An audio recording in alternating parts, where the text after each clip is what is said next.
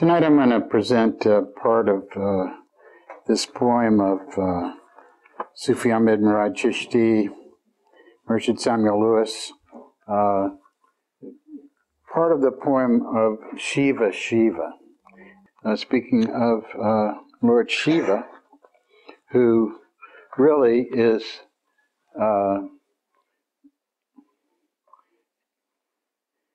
he's a cosmic archetype of God, really.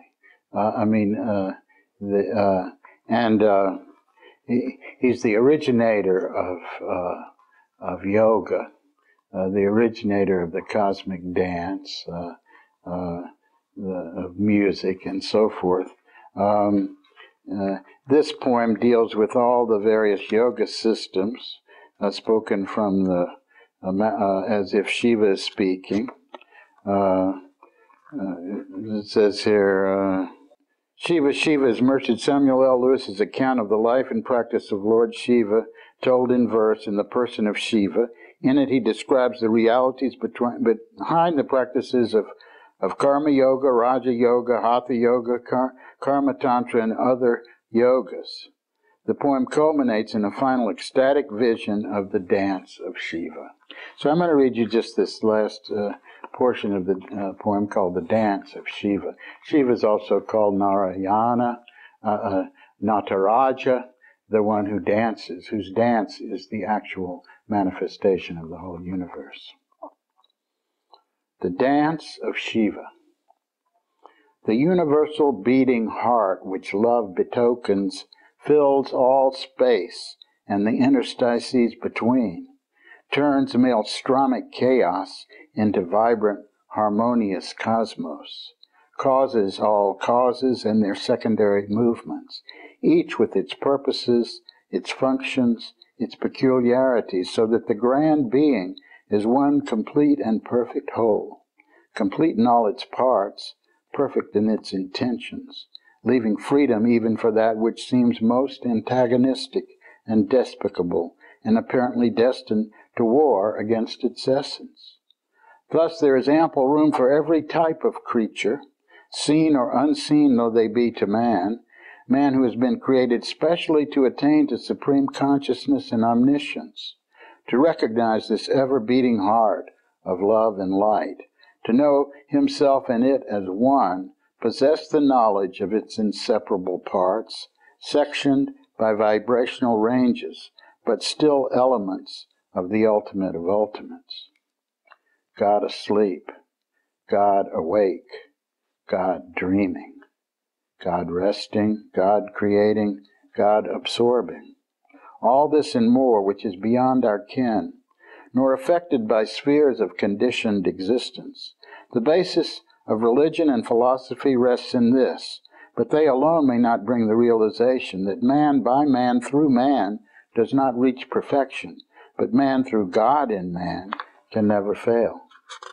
I danced to prove this ultimate attainment, danced before man, danced before God, danced before myself, depicting all things, essences, entities, and forms, and gave the metaphysics through the silent arts.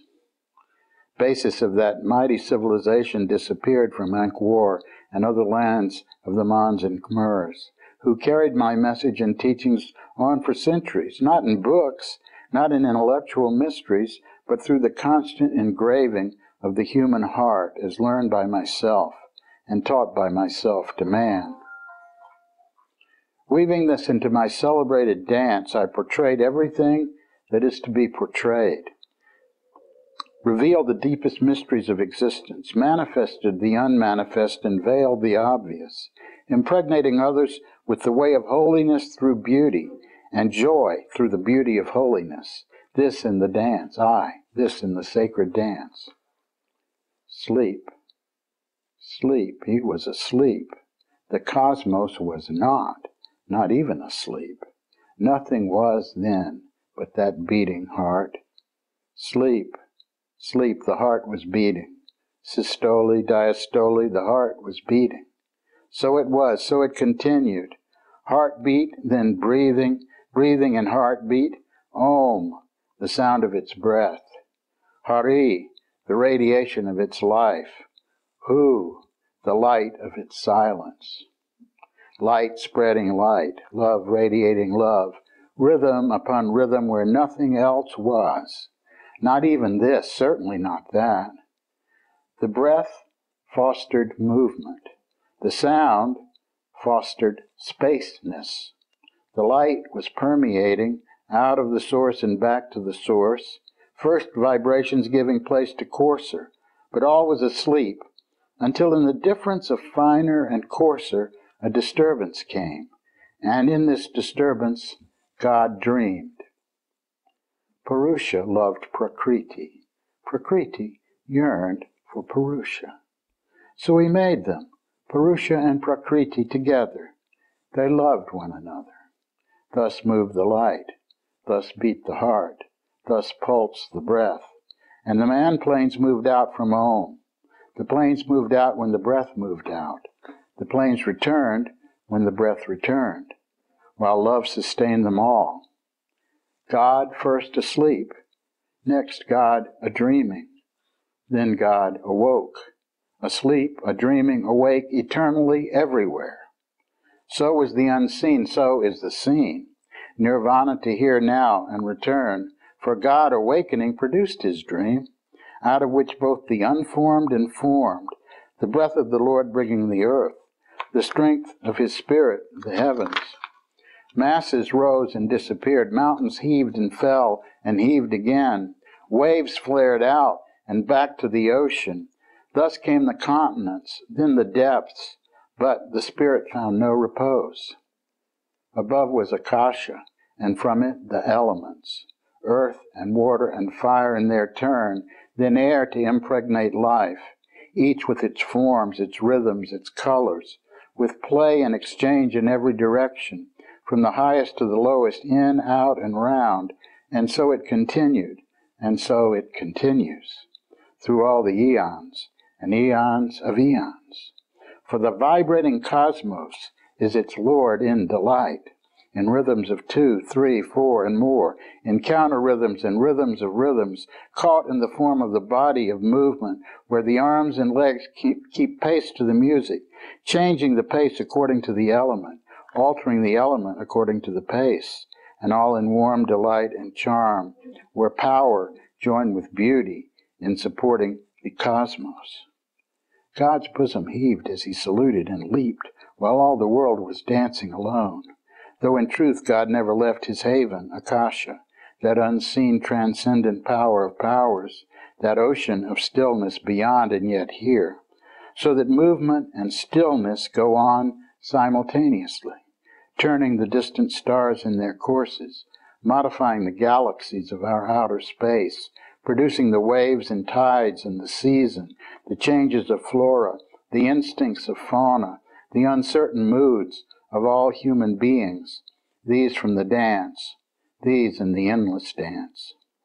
Then Purusha brought down the melodies, ragas, in which there was thought surmounted on feeling, in which there was harmony, charm, skill, and grace, for nothing could be that was lacking in meaning, in the universes with countless blessings, right in this here now, yet belonging to infinity, still closer than closeness being of self. So I, Shiva, became this God. In that dance, being that, there was nothing else.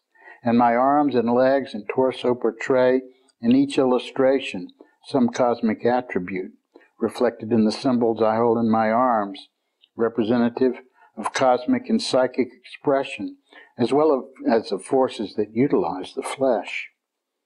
O men of India, who consider cattle holy, who decorate the kind but call the outcast lowly.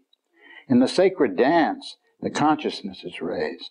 In the sacred dance, the Lord of Lords is praised, but only man is fit to perform the sacred dance. Only man can enter into the sacred trance. Brahmins, to whom cows are holy, go, dwell with the kind. But Brahman, Sudra, outcast, Mleka, come, you all are mine. Come, all who would be mine. Let me show you the mysteries of union through endless joy, the experience of bliss within the flesh, the experience of peace within the mind, the excellency of music and of art, the quest through beauty and wisdom, all fulfilled, which is the beginning, end, and aim for all the teachings communicated to humanity. Let me more of Shankars and less of priests, Shankars for humanity and pundits for the beasts. Not that the cow is less in worthiness, but man is more, and him I bless. Thus God awoke, and in his dance did substantiate the universe and its multitude of facets, took of himself the grosser parts to make the earth, the subtle parts to create the unseen, sustain them by his breath and perfect love, so that harmony may reign supreme on every plane, yet gave to man a will to be independent both of the Lord himself and of that karma which carries all imperfection in its grasp. All laws of the many sciences are derived from these incessant cosmic harmonies, impressed as such upon the mind and consciousness, but realized when, as in the dance, man portrays God. So meditation, concentration, and yoga are conjoined with art and beauty and skillfulness, that the divine in man approach the divine in the universe, until one is merged in the other, self and not self together, the culmination of the love of Shiva and Shakti. The watcher is the prayerful devotee, but the dancer becomes divine.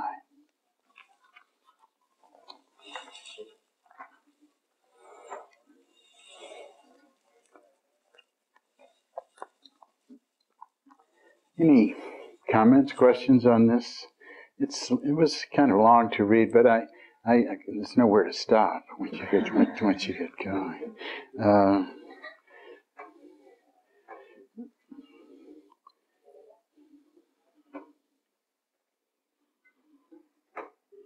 I thought it was interesting how when the opposing speaker is sort of criticizing a limited view of religion, like worshiping, if you think, kind of like an idol, worshiping a cow, but not really worshiping a human being. Yeah, this is a theme that, Murshid Sam had the role of, in Buddhism, he was called, he had the role of Fudo, who is the embodiment of the one who burns up ignorance, burns it up, and it stands for the Dharma even in the hell realms. So and the thing that is most to be burned up is our sense of limitation and hypocrisy that we put out in the name of religion. We, so that only the reality can shine forth. We, all the prophets bring the divine presence, and then in order to try and maintain a view of society that is harmonious, you have all sorts of laws, and then we get very attached to the laws, and we forget the secret of the law, and that's what Jesus came to say. The secret of the law is love. All this stuff without love is meaningless,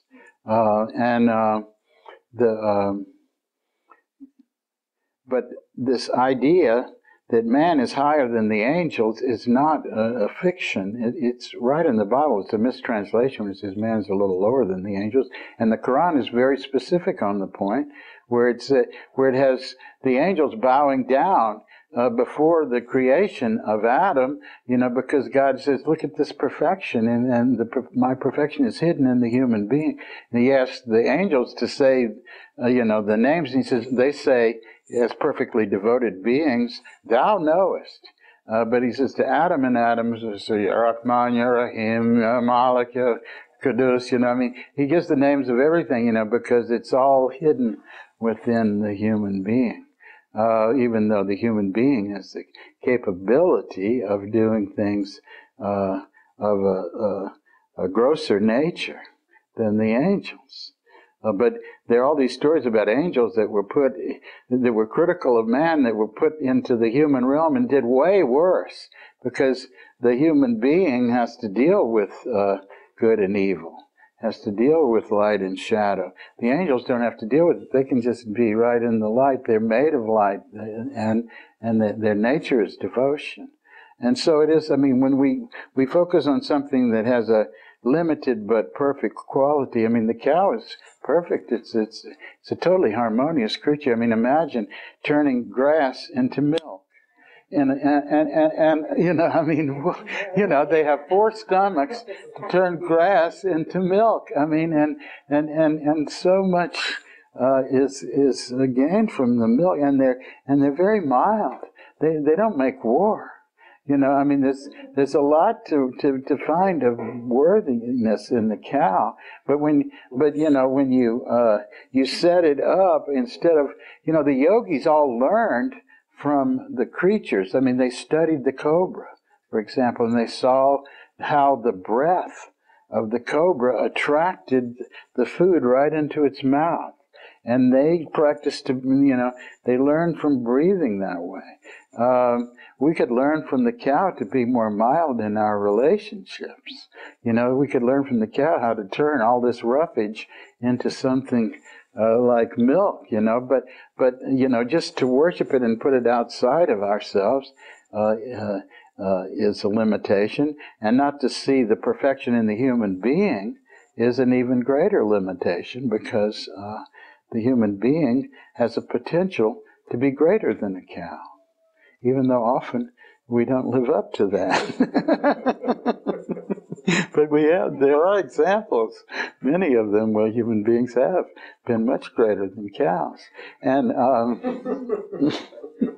you know, so, I mean, we get very fixed, you know. I mean, it's like Sam used to say, you can get thrown out of any church. He says, if you say you believe in angels, you're in, but if you say you've seen an angel, you're out, you know.